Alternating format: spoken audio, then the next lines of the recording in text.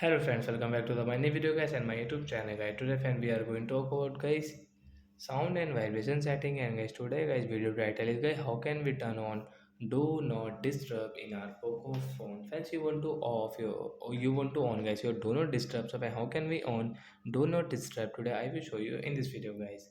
So before starting video guys, first of all go and subscribe the channel guys, click the bell icon guys. Now let's see how can we on do not disturb. First of all guys, open your phone setting guys and scroll it. Friends, you can see your sound and vibration setting guys, tap here and again scroll.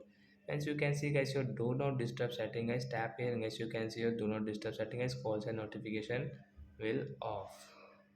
So friends, you can use your do not disturb setting in your Poco phone like that guys. You can on it if you want to on, so you can on. So that's it guys, thanks for watching the video guys. We will meet on next video with new topic. Before going guys, please go and like the video, subscribe the channel. Bye bye friends, thanks for watching the video guys.